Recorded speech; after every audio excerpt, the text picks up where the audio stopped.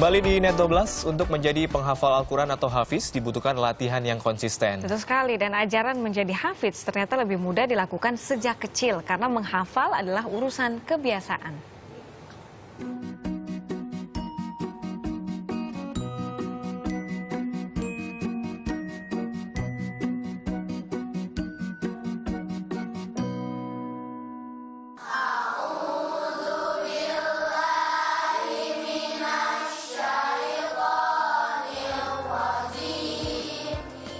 Bagi umat muslim, membaca Al-Quran merupakan hal utama, apalagi bisa menghafalnya.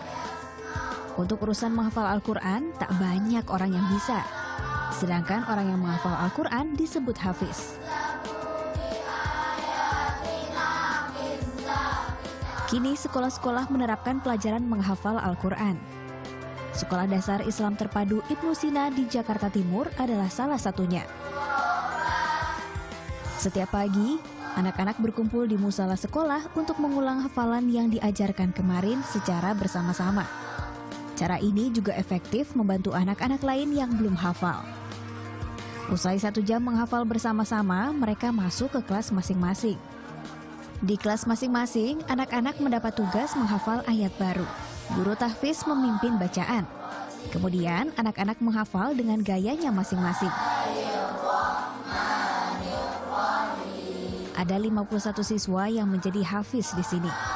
Mereka terdiri dari penghafal ayat suci Al-Quran juz 30 dan juz 29. Aditya adalah salah satunya. Meski baru 12 tahun, ia sudah hafal juz 30 yang terdiri dari 37 bab pendek dan juz 29 yang terdiri dari 11 bab. Meski sudah terbiasa, ada saja kesulitan yang dialami para siswa. Namun karena keinginan kuat, mereka tak gentar berlatih. Banyak ayat-ayat yang panjang dan sulit dihafal. Terus bahasanya menggunakan bahasa Arab. Karena tidak paham banyak bahasa Arab, kadang-kadang malas juga untuk menghafal karena asyik main. Biar nanti di surga bisa ngasih mahkota ke orang tua. Kalau menurutku kan juz 30 itu sering ada ayat yang hampir-hampir sama. Nah jadi kadang-kadang suka kebalik.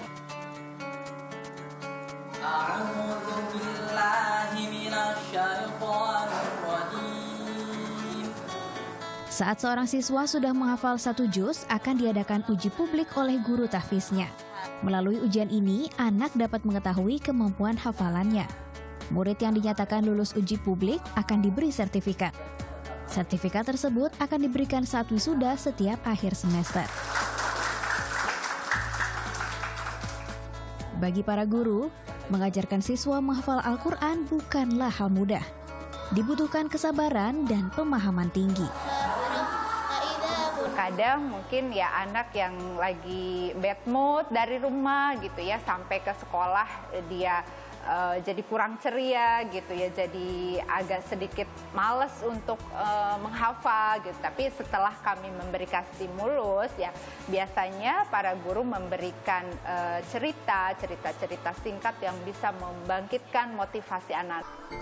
Untuk mendorong proses penghafalan, diberikan tugas khusus bagi anak yang tidak memenuhi tugas menghafalnya. Misalkan ada anak, salah satu anak belum hafal 2 ayat yang harus dihafalkan pada hari itu, maka anak tersebut diberikan punishment untuk menuliskan kembali ayat yang harus dihafalkan. Waja'alna sirajan wahaja wajannat. Menghafal Al-Quran juga bisa diajarkan di rumah. Seperti yang dialami Hilyah Konita ini. Usianya memang baru 7 tahun, tapi sudah hafal 18 dari 30 juz Al-Quran. 1, aku mau masuk surga.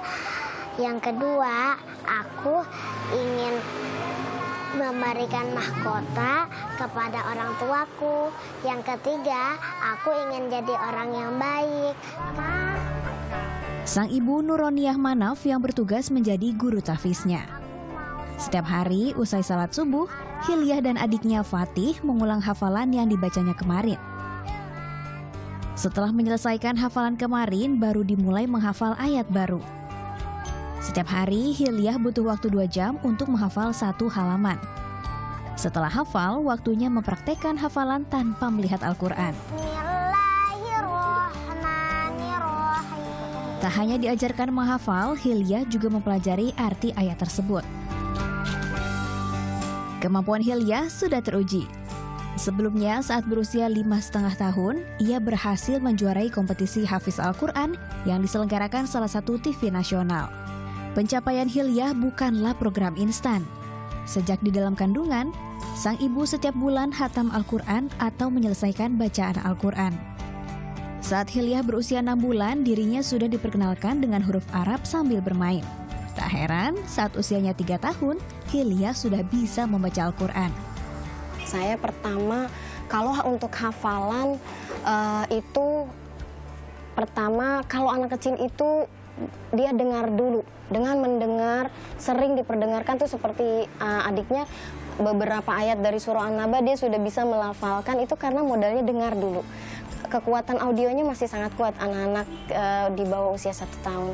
Jadi 6 bulan itu saya belajar memperkenalkan huruf-huruf hijaiyah. Setelah itu saya masuk pakai metode Iqra. Kedua orang tua Hilya tak terburu-buru menyekolahkan sang buah hati ke sekolah dasar.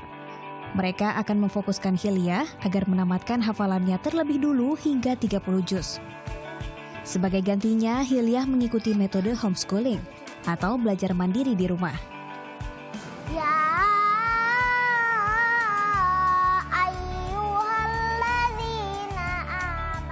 Hilya kini sering diundang mengisi acara untuk menularkan penghafalan Al-Quran.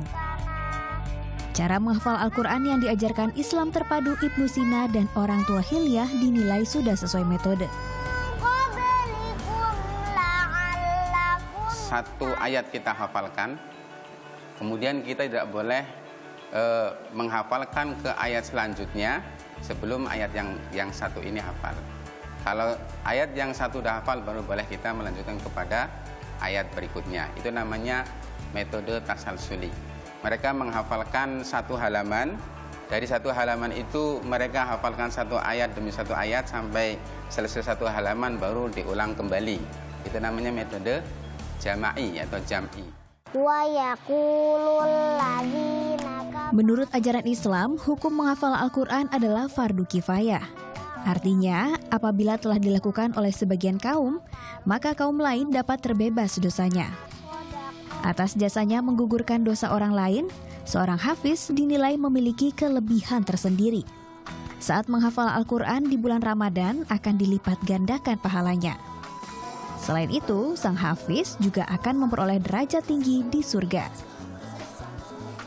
Novita Sari, Luther Hutagaol, melaporkan untuk NET.